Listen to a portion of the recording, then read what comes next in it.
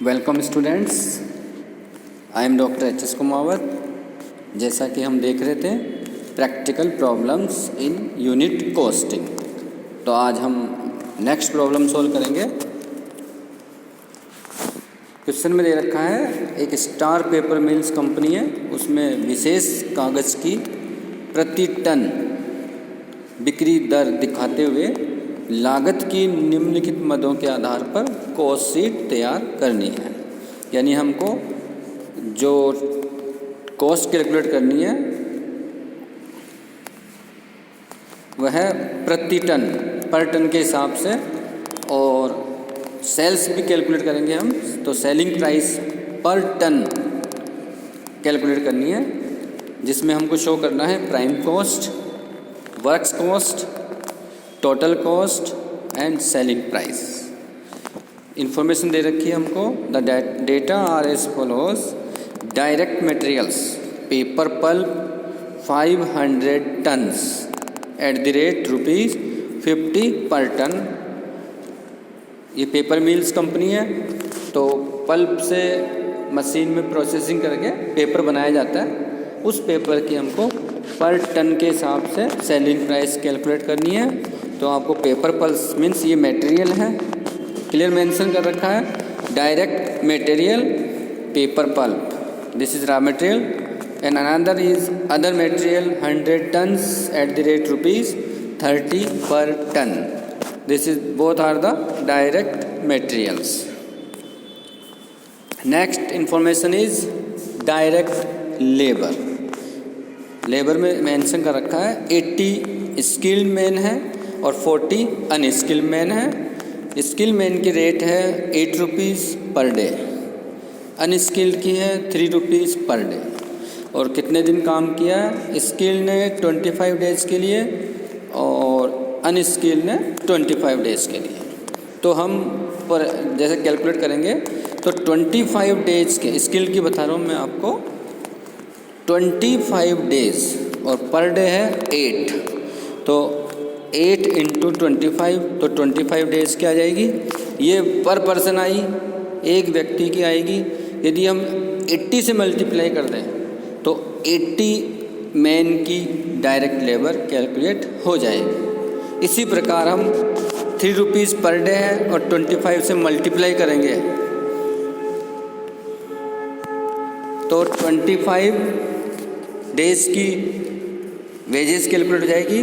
ये पर पर्सन की हुई, इसको हम 40 से मल्टीप्लाई कर देंगे तो 40 मैन की डायरेक्ट वेजेस कैलकुलेट हो जाएगी। Next information is direct expenses. Special equipment ₹3000 and special dies ₹1000। बिल्कुल क्लियर मेंशन है। जब क्लियर दे रखा है स्पेशल पर्टिकुलर इसी के लिए ये डाइज है, तो ये हो गया direct expenses. Next information is works overhead. इसमें वेरिएबल भी दे रखा है एंड फिक्स भी दे रखा है। Variable is 100% on direct wages. तो जितना डायरेक्ट वेजेस ऊपर हम कैलकुलेट करेंगे सेम अमाउंट, बिकॉज 100%, तो same amount is also variable factory यानी वर्क्स ओवरहेड, और उसका 60% है फिक्स्ड फैक्ट्री यानी works overhead. Next information is administrative overhead 10% on works cost. यहाँ वर्क्स कॉस्ट लिखा हुआ है, not works overhead. There are difference between works overhead and works cost. Works overhead means factory overhead, जो कि factory से संबंधित जो एक्सपेंसेस होते हैं उनको हम बोलते हैं factory overhead. Whereas we calculate works यानी फैक्ट्री कॉस्ट, तो हम प्राइम कॉस्ट में ऐड करते हैं फैक्ट्री ओवरहेड। तो प्राइम कॉस्ट में फैक्ट्री ओवरहेड ऐड करने के बाद जो अमाउंट होगी वह होगी फैक्ट्री यानी वर्क्स कॉस्ट, उसका 10% एडमिनिस्ट्रेशन ओवरहेड होगा। इसी प्रकार उसका 15% होगा selling and distribution overhead. Profit दे रखा है 10%। Finished paper manufacture credit on account of sale of waste, यहाँ वेस्ट भी दे रखा है। जब हम मैन्युफैक्चरिंग करते हैं फैक्ट्री में तो वेस्टेज मटेरियल भी निकलता है। अब उसका ट्रीटमेंट क्या होता है इंफॉर्मेशन पर डिपेंड करता है, और जो कंपनी ने डिसाइड किया उसके अकॉर्डिंग भी कर सकते हैं।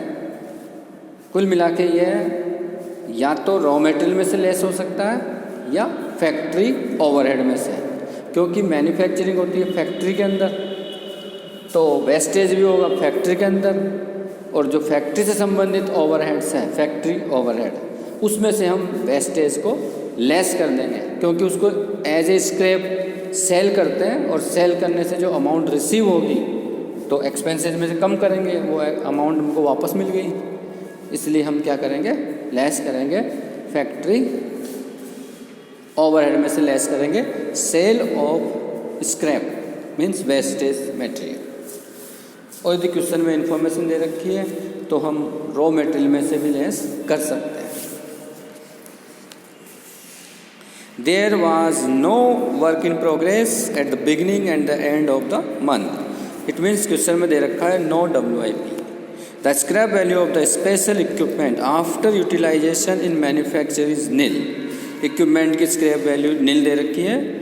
Selling rate should be work out to the nearest rupees, means हमको राउंड ऑफ करके सेलिंग प्राइस बतानी है। तो हम देखते हैं how to calculate the selling price per ton. Cost sheet बनाएंगे। सबसे पहले हम डायरेक्ट मटेरियल लेंगे। डायरेक्ट मटेरियल की इंफॉर्मेशन बिल्कुल क्लियर दे रखी है। 500 टन इंटू 50,000, वो 500 टन इंटू 50 एंड 100 इंटू 30, तो 3000 इसके हो गए और 2500 यानी 25,000 प्लस 3000, यह आ गया 25,000 प्लस 3000, ये हो गया आपका direct material 28,000। Clear. Direct labour cost मैंने आपको बताया था कि 25 डेज इंटू 8 200 हो गया। उसको हम मल्टीप्लाई, ये तो पर पर्सन का आया, 80 मैन से मल्टीप्लाई करेंगे तो 80 मैन का आ जाएगा, तो ये आ गया आपका 16,000। इसी प्रकार अनस्किल्ड का निकालेंगे 3000। डायरेक्ट लेबर कॉस्ट हो गई आपकी 19,000। इसी प्रकार डायरेक्ट एक्सपेंसेस क्लियर दे रखा है क्वेश्चन में, 3000 एंड 1000 मीन्स 4000। ये हमने यहाँ मेंशन कर दिया 4000 डायरेक्ट एक्सपेंसेस। तो direct material, direct labour, direct expenses तीनों को ऐड किया तो कैलकुलेट हो गई prime cost 51,000। Is it clear. Next information है वर्क्स ओवरहेड। इसने वर्क्स ओवरहेड के लिए यहाँ मेंशन कर रखा है 100% on direct wages. 100 means same, तो डायरेक्ट वेजेज आ रही है 19,000, तो 100% 19,000 होगा, तो वेरिएबल लिखेंगे हम 19,000 और इसका 60% होगा फिक्स्ड। ये आ गया 11,400, दोनों को ऐड किया 30,400। अब हम क्या कर रहे हैं, प्राइम कॉस्ट में हमने ऐड कर दिया वर्क्स ओवरहेड, तो हमने कैलकुलेट की है वर्क्स कॉस्ट 80,600।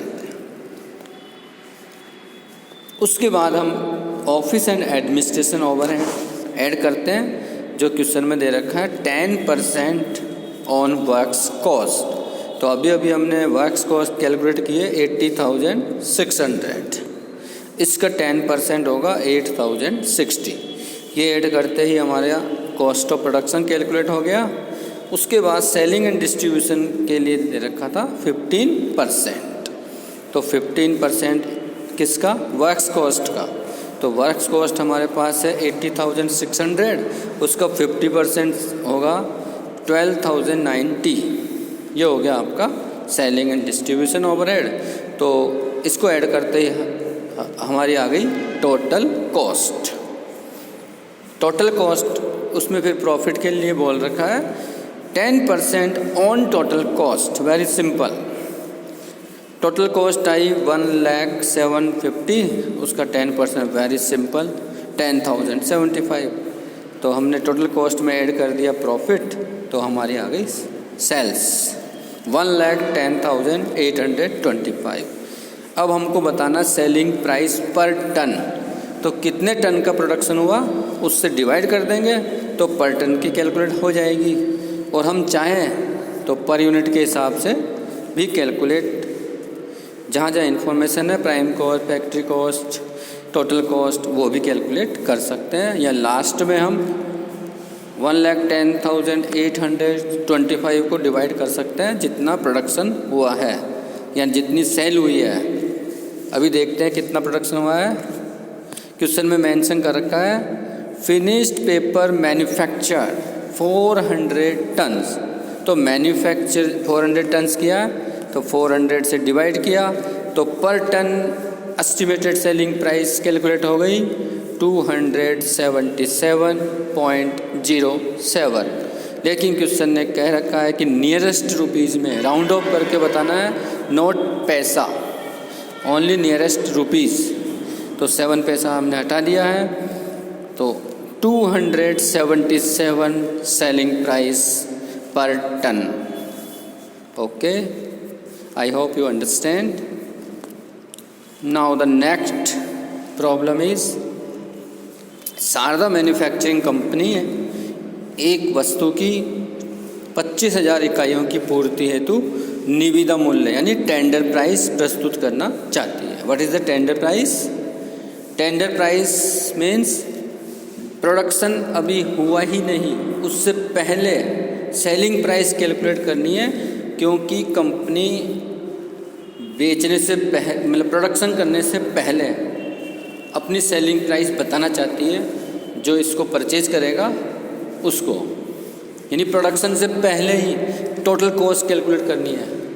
अभी एक्चुअल कॉस्ट पता नहीं है, लेकिन हम प्रोडक्शन करने से पहले एक एस्टिमेटेड टोटल कॉस्ट कैलकुलेट करते हैं, उसके बेस पे एक सेलिंग प्राइस कैलकुलेट करते हैं और वह फिर हम टेंडर में भरकर सबमिट करते हैं, इसलिए उसका नाम है टेंडर प्राइस।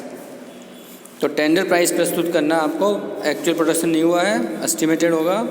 निम्नलिखित तथ्यों के आधार पर कोटेड किया जाने वाला न्यूनतम मूल्य, यानी जब टेंडर में जो प्राइस भरी जाएगी तो मिनिमम रखेंगे तभी टेंडर मिलेगा, एज़ पर रूल्स होता है ऐसा।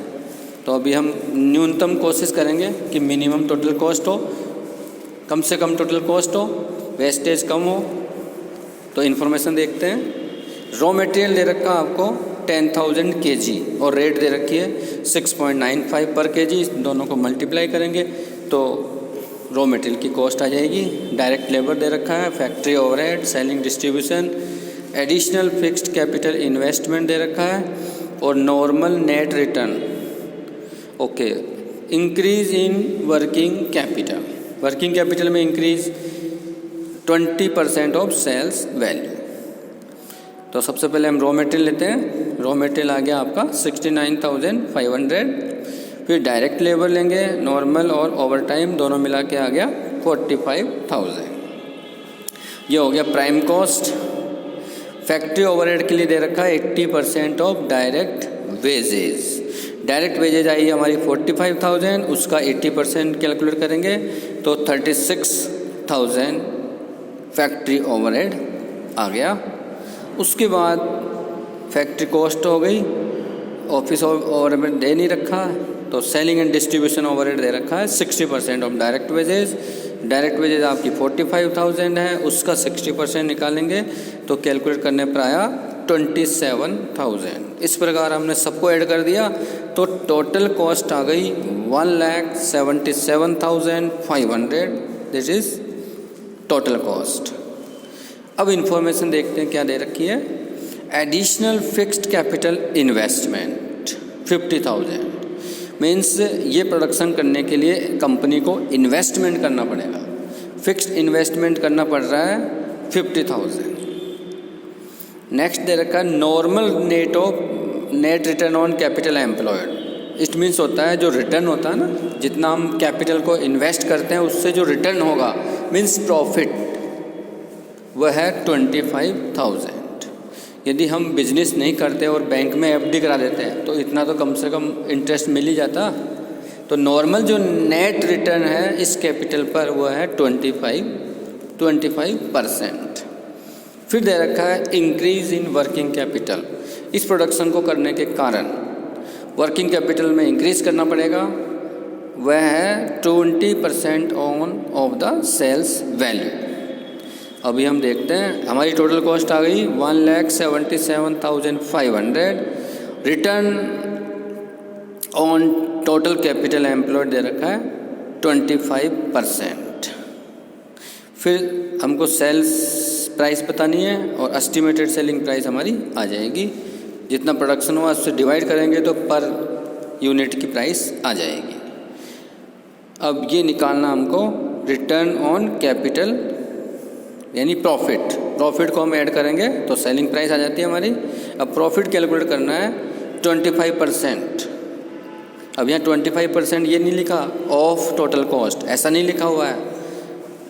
तो हम देखते हैं, एज्यूम करना पड़ेगा हमको सेल्स। तो हमने एज्यूम किया है कि सेलिंग अमाउंट होगी, सेल्स अमाउंट होगी x। तो जब x सेल्स अमाउंट है तो वर्किंग कैपिटल हमको कैलकुलेट करनी पड़ेगी। ये बोल रहा है इंक्रीज इन वर्किंग कैपिटल 20%। तो 50,000 तो पहले से इन्वेस्टमेंट है और 20% और करना पड़ेगा। लेकिन ये 20% किसका है? सेल्स का 20%। अभी हमको मालूम ही नहीं है सेल्स कितनी है, क्योंकि सेल्स जब आएगी जब टोटल कॉस्ट में प्रॉफिट ऐड कर देंगे। अभी हमको मालूम नहीं प्रॉफिट कितना है, इसलिए हम एज्यूम करेंगे। एज्यूम किया हमने सेल्स इक्वल टू x। तो वर्किंग कैपिटल हो गई सेल्स का 20% मीन्स 0.2x। और अब हम देखेंगे टोटल कैपिटल हो गई 50,000 तो पहले से ही थी और प्लस 0.2x और एडिशनल करनी पड़ेगी। ये आ गई हमारी टोटल वर्किंग कैपिटल यानी टोटल कैपिटल और प्रॉफिट उसका 25%। तो 50,000 प्लस 0.2x का 25%। अब हमारे पास कॉस्ट दे रखी है 1,77,500। यदि हम कॉस्ट में प्रॉफिट जोड़ दें तो हमारी सेल्स आ जाती है, पर हमको पता ही नहीं सेल्स कितनी है। तो एज्यूम यानी हमने एज्यूम किया था x। तो x इक्वल टू यदि टोटल कॉस्ट में प्रॉफिट ऐड कर दें तो टोटल कॉस्ट आ रही है 1,77,500 और प्लस प्रॉफिट आ रहा है 0.25 यानी 25% यानी 0.25 ऑफ 50,000 प्लस 0.2x। इस प्रकार ये सोल्व करेंगे तो हमारी प्रॉफिट की अमाउंट आ गई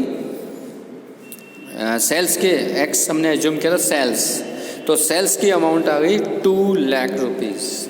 तो हम इसमें 2 लाख रुपीज़ सेल्स लिखेंगे तो सेल्स में से लेस कर देंगे टोटल कॉस्ट। हमारी सेल्स आ गई 2 लाख रुपीज़। 2 लाख में से टोटल कॉस्ट 1,77,500 लेस करेंगे तो हमारा प्रॉफिट आ जाएगा 22,500। हमको बताना है tender price means selling price. तो वेरी सिंपल है, 2 लाख में डिवाइडेड बाय द कितनी यूनिट्स बना रहा है ये। सबसे फर्स्ट लाइन ऊपर दे रखी है 25,000 इकाइयाँ यानी 25,000 यूनिट्स। तो 25,000 से डिवाइड कर देंगे तो पर यूनिट आ गई 8 rupees. This is tender price. Thanks.